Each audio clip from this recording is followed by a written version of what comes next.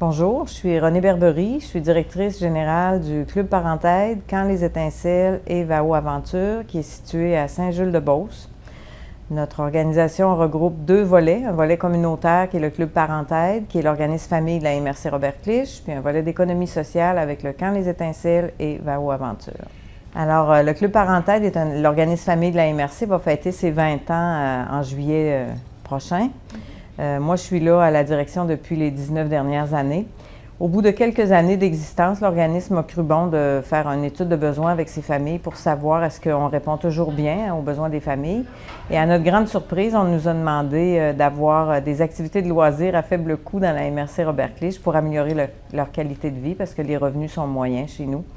Alors, on s'est dit comme organisme, comment on fait pour répondre à ce besoin-là? On n'était pas vraiment en loisirs, on était vraiment communautaire avec des programmes, des activités, des services. Alors, on s'est creusé un peu les méninges et au même moment est arrivée la première politique nationale de la ruralité. Alors, le CLD chez nous a fait une consultation avec la population à savoir comment utiliser le fonds qui arrivait, le fonds de la ruralité. On a mobilisé nos familles pour qu'elles se déplacent pour aller leur dire qu'elles avaient un besoin en loisirs à faible coût. Et de mon côté, en étant au conseil d'administration, j'ai fait mettre une orientation qui s'appelait « Améliorer la qualité de vie dans la MRC Robert Clich ».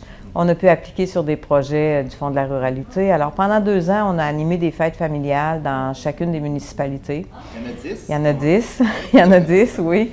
Alors, dans notre tournée, on est passé par Saint-Jules-de-Beauce, qui venait de perdre son école. Et puis, à cette époque-là, M. Janvier Grondin était maire de la municipalité de Saint-Jules avant d'être député. Et puis, il nous a dit, moi, j'ai une école à rien faire, je trouve ça un peu triste, qu'est-ce qu'on pourrait faire? Et mon collègue de travail, M. Jean-Guy Morin, a dit, ça ferait un beau camp de vacances. On pourrait peut-être répondre aux besoins de nos familles. Alors, on a travaillé sur la mise en place d'un camp de vacances pour les familles. On a vite réalisé que la formule à adopter serait une entreprise d'économie sociale. En travaillant avec les groupes qu'on recevait, c'est sûr qu'on recevait beaucoup de clientèle scolaire pour rentabiliser. On avait fait un partenariat avec la commission scolaire au moment de la mise en place du Camp les Étincelles, beaucoup d'ateliers pédagogiques avec les enfants, les groupes scolaires. Alors, c'était une façon d'avoir une clientèle rentable au Camp les Étincelles. On se rendait compte que la clientèle vacances, famille, on n'avait pas beaucoup de choses à leur offrir parce que c'est sûr que le fait que l'école n'était plus là, les terrains étaient... Je vous dirais pas laissé à l'abandon, mais on n'avait pas d'infrastructure pour s'amuser en famille. Il fallait beaucoup faire d'animation. Fait qu'on se disait, il faut trouver autre chose. Il faut avoir un créneau d'excellence qui ferait que le camp Les Étincelles serait différent d'un autre camp. Pourquoi on viendrait là? On s'est mis à réfléchir et un matin, en écoutant une émission de télévision, on a vu qu'il y avait des parcs de sentiers dans les arbres qui se faisaient dans le coin de Rimouski, un propriétaire d'une forêt avec des arbres centenaires. Bon, on écoute tout ça. Mon collègue et moi, on est chacun chez nous, dans notre maison, et en arrivant au bureau, as-tu entendu, as-tu vu qu'est-ce qu'il avait fait? Est-ce qu'on pourrait faire ça chez nous? Et là, on commence à dire, oui, on pourrait peut-être, on va vérifier, on va faire vérifier notre forêt, est-ce qu'elle est assez grande, on a-tu la place pour le faire? Et là, on recommence à mobiliser la communauté, les partenaires politiques, les partenaires économiques autour de ce projet-là. Et le principal partenaire était la municipalité parce que quand on a fait évaluer les coûts d'implantation de notre projet, il fallait aussi voir un réaménagement de la bâtisse parce que l'infrastructure avait besoin d'être rénovée.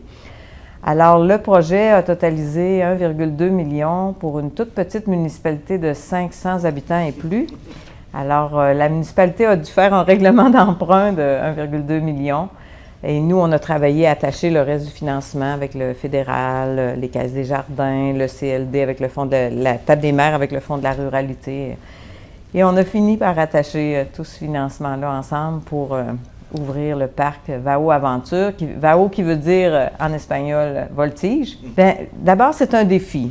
Chez nous, c'est un défi parce que le conseil d'administration fait le choix de conserver le volet communautaire et de développer un volet d'économie sociale. Alors, le défi, c'est de dire, il ne faut pas perdre des plumes ni d'un côté ni de l'autre.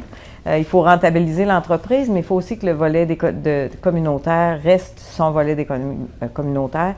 Et c'était très important. C'est important que je vous le dise parce que pour nos partenaires économiques, c'est la première chose qu'ils nous ont dit quand ils ont accepté d'embarquer dans l'aventure en nous disant « on ne veut pas perdre notre organisme communautaire ».